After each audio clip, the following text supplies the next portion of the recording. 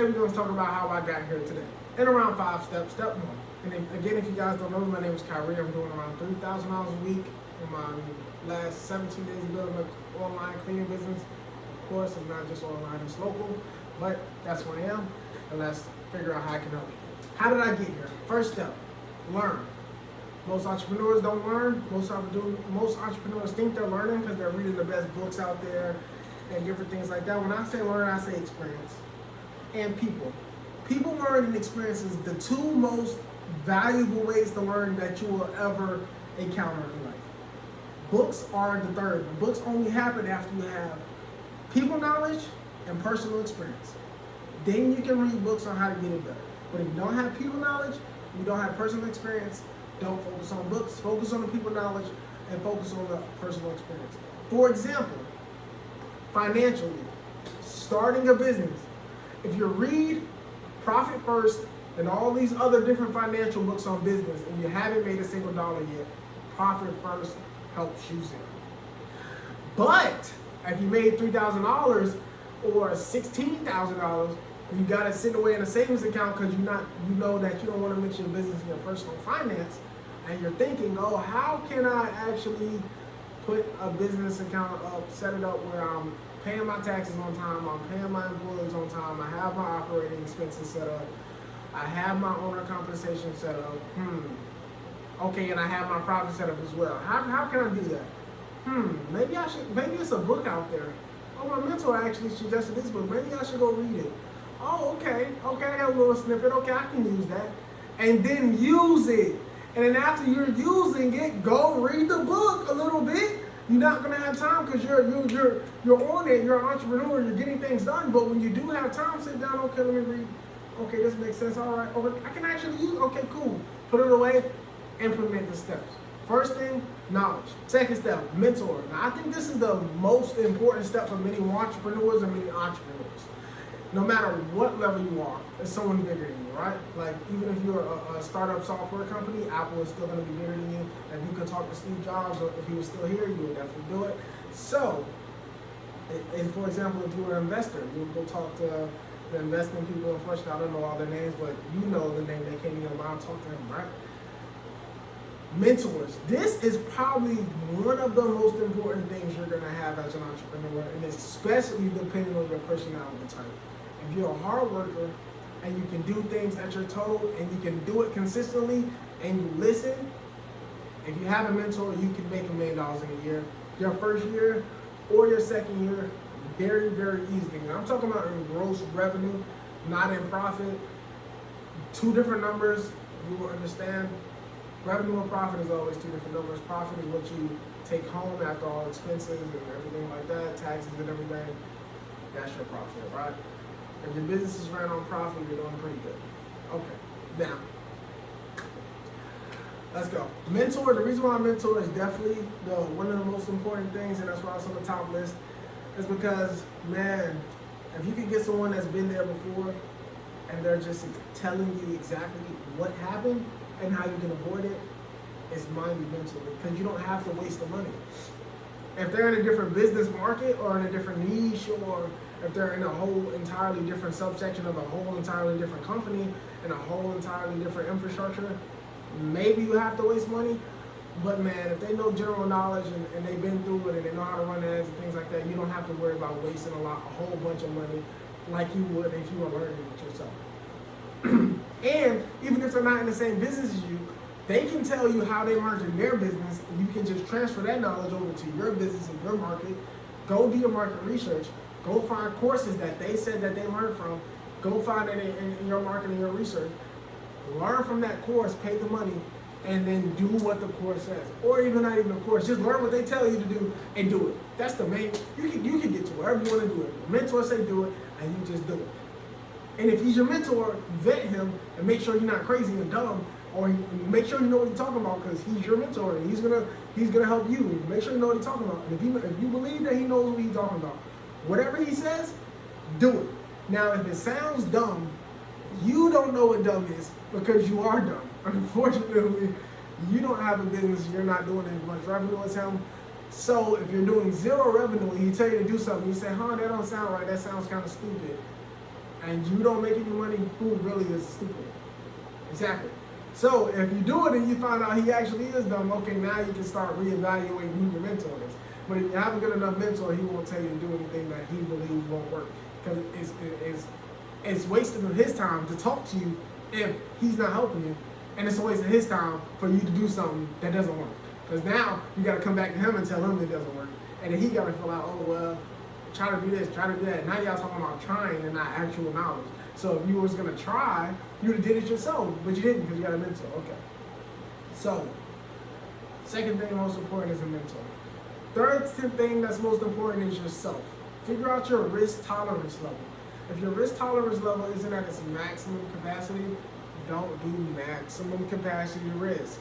Now, my mentor told me having a job gets in the way of making money. Now, that's what I'm currently working with now, right? I have a job and I am running around $3,000 a week in my cleaning business. So that's around however much a month, around $9,000 a month. And I still have a job. And the reason why I still have a job is because I'm not comfortable with the risk of not having a job. I like to stay income and things like that. I like to be paid on this date consistently and every day. And the company has only been running for around 17 days. So we're doing $3,000 a week, projecting $9,000. But we got to get there first, right? We got to get through this week, then we got to consistently do next week, consistently do that. And I have no doubt in my mind that we're going to continue to do it. It's just the fact that taking that leap is different. It's different for me. It's a different leap, and working a job gets in the way of making money. Take that home and put it on your calendar, you guys. But learn your risk level, learn what you're willing to risk, and learn what you're willing to take on and how much debt you're willing to go into. Create your business if you don't have money, and you don't even have to go in debt. The main part about it is learning yourself. Like if you even go call up a few family members, like sooner or later, like even if you get a lot of money for those family members, you have to pay them back in one way or another. Like either you're gonna pay them back and being the most successful as you possibly can, or you're gonna pay them back their money. That's the only two ways you're gonna pay them back, because if you don't pay them back at all, you're just an asshole, unfortunately. But hopefully you can pay them back, and hopefully that helps them and that helps you. Fourth reason, try. Now, of course, this comes with every single part of entrepreneurship, but the fourth most important step that you're gonna be able to learn is try. Learn to try new different things and do it in the least amount of risk possible. For example, if you're going into a new market and you don't know how to advertise in that market, try Instagram ads, try Facebook ads, and try Google ads. If those three don't work in the first $100 that you spend or $200 that you spend, and you lose every single bit of all that 100 or all that 2, throw it out the window, because you're obviously not good at it. You find something that you're good at, go to a different ad source, you're not marketing correctly, you need to figure out this, your AdWords aren't correct. Something is wrong. If you spend $200 and you get 0 leads, something is wrong. It's a red flag. Your business is dying. Understandable. Correct? Try different things and do not be afraid. Because if you don't try different things, you won't find that one thing that works. And when you find that one thing that works, that's when you can scale your business to the next level. Now, the fifth thing is going to be people. Now, of course, this kind of sort of mixes in with some of the other ones. Like I talked to people first, then personal experience, and then the last is book knowledge.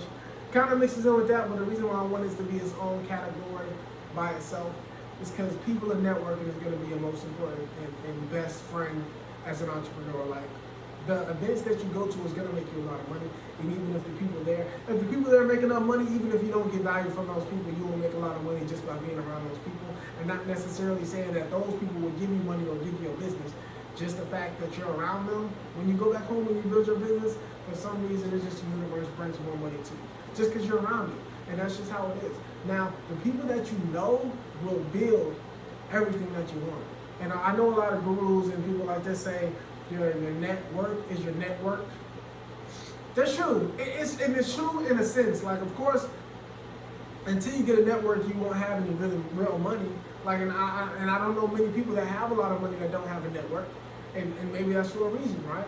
Now, I'm currently developing my network, right? And I got a pretty like poor network, but I got an okay network. Like, I can make a few phone calls and make things happen, but you can always have a better network. And most of you guys don't have a network but your mom, dad, and your family. And most of your family don't got enough money to be any type of help. And even if they don't have enough money, they don't have to have money. They don't have enough knowledge to help you in certain areas of your business. So what I want you guys to do is find people. Now, I'm going to explain to you guys how to find people because a lot of you guys won't know how to find people. And a lot of people are going to tell you, go network, go network, go network. You're like, how do I network? So there's some like, so say go to like your local pop-up events. And I wouldn't even suggest pop-up events because most pop-up events you're not going to sell a lot, especially if you're just starting out and you're new. You personally, if you're selling a physical product and you're personally doing it and you're selling a physical product and you're spending time outside of work selling that physical product, if you go to a pop-up shop and no one pops up, you know what I mean, that's going to be normal, okay? So if you're not going around handing out cards and it's specifically, hey, how you doing, my name is, would you like to view my services? And sometimes you don't even ask, hey, my name is, this is what we do. This is kind of sort of what we got going on. I would like to book you for this. Or I would like to actually set you up with this. Or I would like to set you up with this. Or I actually like to, oh, we have this and we have this. And I would like you to just indulge in this. Would that be fair to you? If you're not going out shaking hands, meeting people at your pop-up event and getting in their faces and saying, this is my name, this is what we do. I'm just trying to get a little knowledge about yourself and about me and then give you knowledge about the company. If you're not doing that, don't go to no pop-up events. Because you're going to stand there like this at the pop-up event and wait for people to come to you. This is not how marketing works. When you go to Google Ads, do you wait for people to come to you in the Google Ads? No. You pay more for people to come to you in the Google Ads, correct? So stop expecting people to come to you in the Google Ads and all these other, like in real life. People don't come to you in real life. People don't want to buy whatever you have to offer. And if they do, it's because they like who you are and you took a smile or you got some very amazing product. But that comes with marketing and setup and how you set everything up. But if you don't have any money, you probably don't know how to set everything up. You probably don't have the skills to create money from a pop-up shop. So all in all, just don't do it, or do it just to learn and get that experience. But figure out a way to do it properly. And like I said, if the first $100 to $200 don't work in pop-up shops, find something else to pop up with. An idea. Okay. Now, I had another point with this. Events. Yes. Okay.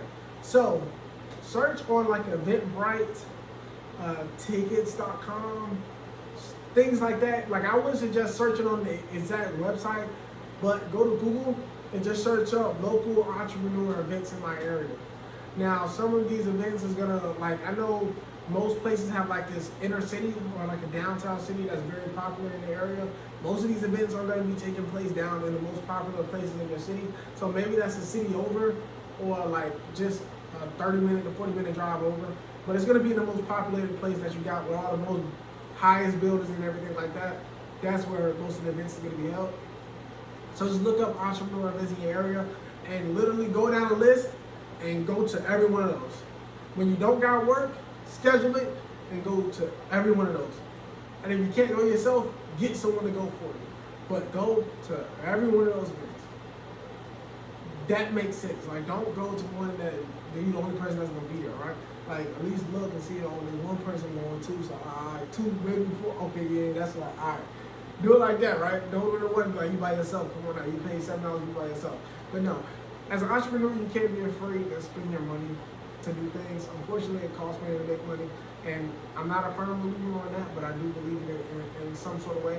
Like, there's definitely ways that you can make money without spending a dime, but either you're spending no money at all, and you're spending all your time, or you're spending a lot of money and none of your time.